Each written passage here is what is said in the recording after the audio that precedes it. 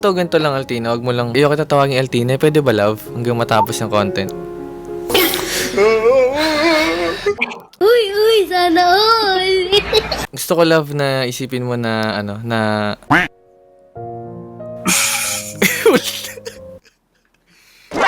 Uy, wait lang, mawawala. Oh, no. Oh, naglalag, guys, naglalag. Hindi ka pwede mawala. Ang tagal natin nagganapan.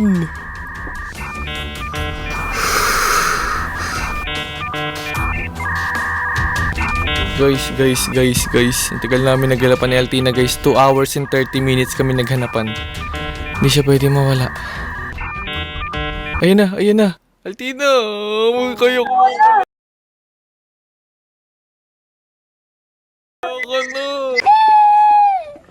Bakit na? Mag-send pa lang ako sa'yo ng video na naglo-loading. Bakit nagganon? Ito. Lagay mo yung social media mo dito, dali. I-type mo yung pangalan mo. Alam mo, sabi ko sa kanila, guys, 2.5 oras kami naghahanapan. Hindi pwede mawala to. Ayan o, FB page Altina. Lagay mo lang, TikTok.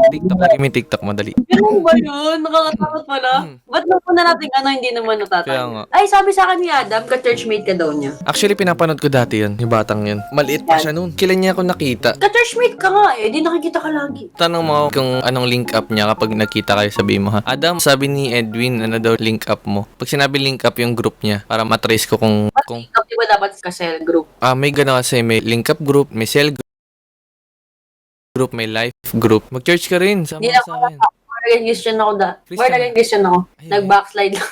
Totoo? Oo. Paano mo nasabing Christian ka dati? Sobrang religious kasi ng lola ko sa father side. Saka yung mga tito ko. Catholic ako pero sinasama nila ako lagi sa kung saan sila nag-isimba. Okay. Tapos napunta sila sa born again Christian. Tapos meron pa kami yun, yung encounter, 3 days doon. Ay, Fasting. Tapos naging cell leader din ako.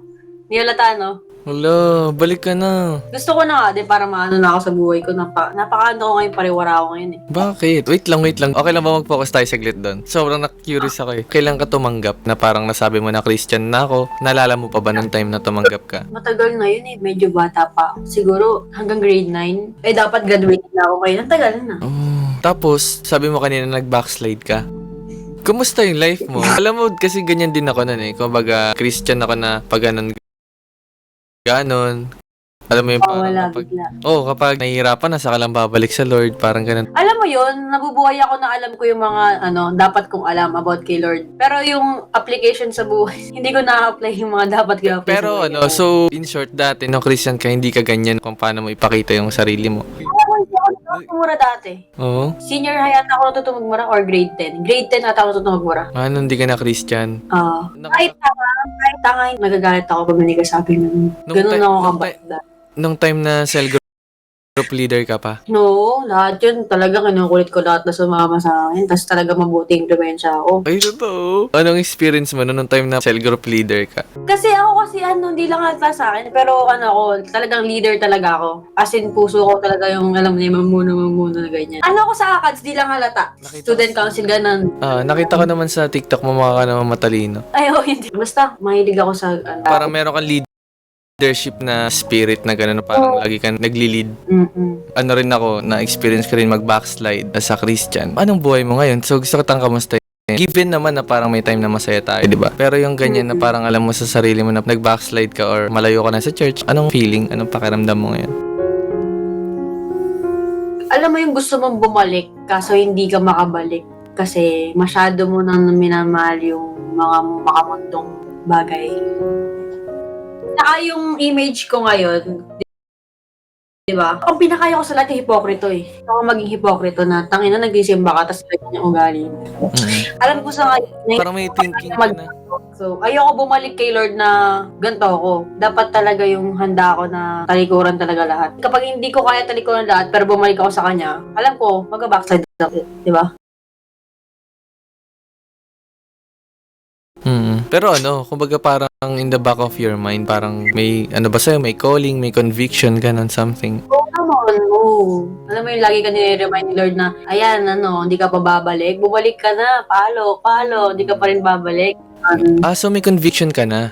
Naman. Balik ka na. Sarap kaya, Lord. Sarap kaya, kahit maraming problema, alam mong okay ka. Kasi ganito yan eh. Ayoko rin magpaka-hypocrite. May magagawa ka pa rin mali kahit na kay Lord ka. Oo. Tayo, sa posisyon natin, tayo content creator, di ba? Ano bang pinaka-role natin or work natin dito as social media, di mang entertain, magpasaya. Pero, alam mo, kahit ako, sa akin may conviction din sa akin madalas na parang sa ginagawa ko na napapasaya kayo yung mga tao, pero minsan may tinanong sa sarili ko na, Lord, masaya ka pa ba dito?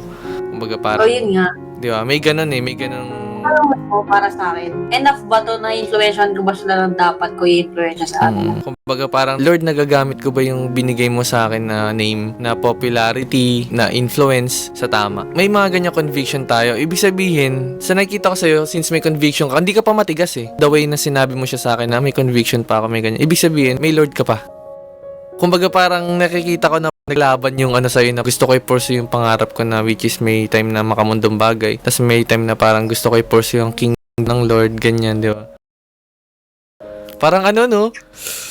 Kasi kilala ko na parang ganito na nagpapakilig. Tapos, yung tulad din ng pakiramdam mo. Pero alam mo, gusto sabihin sa'yo na, di ba yung sabi mo yung problem mo na parang gusto mong bumalik pero gusto ko muna ng ready, di ba?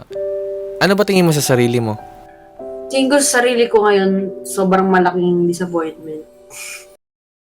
Para sa sarili ko tsaka para kay Lord. Ay, malulungkot kasi talaga ikaw kung wala ka sa Kanya. Kahit nasa iyo na lahat, kahit paangat ka, malulungkot ka kasi wala ka sa Kanya. Pero alam mo ba, na-realize ko rin, kasi nasa training din kasi kami sa church, kung paano natin tignan yung sarili natin, hindi tayo ganun tinitignan ng Lord. Ayun yung pinaka maganda doon. Ayun yung tinatawag na grace. Katulad ko, aminado ako na parang focus ko, i-pursue yung pangarap ko, gusto ko makabili ng ganito, mabigyan ng buhay yung ko na parang, hindi ko na nagagawa yung will ng Lord, yung purpose ko. Kasi nga syempre gusto kong gusto kong sumikat lalo, gusto kong magkaroon ng mas maraming pera, na parang minsan yun yung nagiging way para mapalayo tayo. Oo.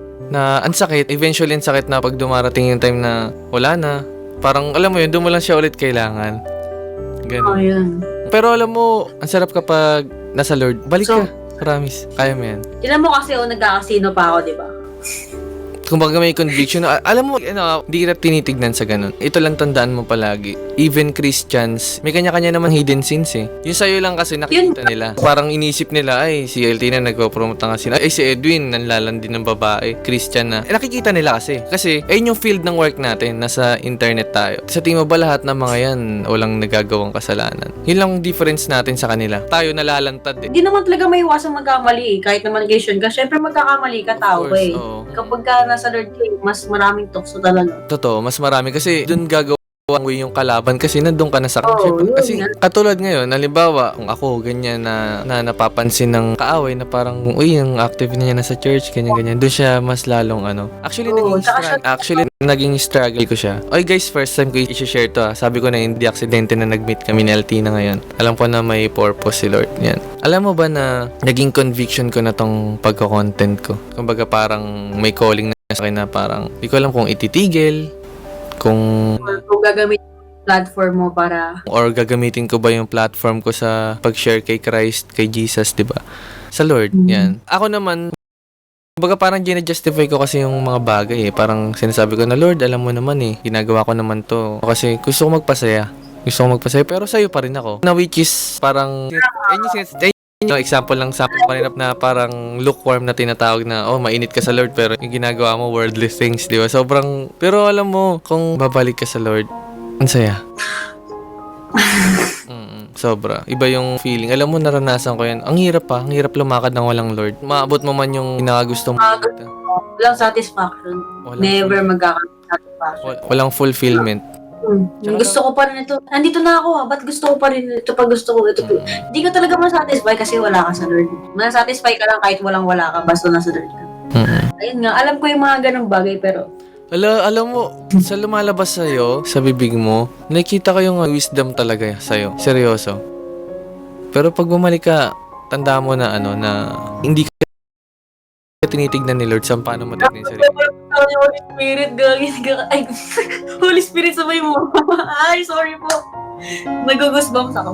sobrang lalo may mga encounter ka pala. Hindi pa uli lahat. Di talaga. Alam mo bang pinagdadasal ko sa araw-araw? Huwag niyo muna po ako ulit kasi hindi pa ako nakabalik sa New York mapunta sa impyerno. Gets. Ganun. Parehong-pareho tayo. Pero alam mo ba, nakakatakot kasi. Sa daming promise ng Lord, sa daming word sa Bible, kahit isa walang word doon na bukas gising ka. Walang assurance. Kaya mo na-feel yan. Na which is, alam mo ba, ganyan na ganyan ako kung paano ako mag-isip. Pero yun nga, walang promise yung Lord. Balik ka. Love ka ni Lord. Sobra. Ako lang naman yung tumatalikod sa kanya, pero siya never niya ako tinalikuran. Bakit tayo mabot sa ganitong topic? Kinikilabutan ako. Ganun talaga. Nasa plano lahat. Ang hirap, no? Alam mo, parehong-pareho tayo. Kasi ako, hindi ko malakaran yung pagiging Christian ko talaga. Kasi may may image ako na parang mini-maintain. Alam mo yung image mo, parang hindi siya mag-fit sa pagiging Christian, ganun. Kasi kilala ko na Edwin nagpapakilig.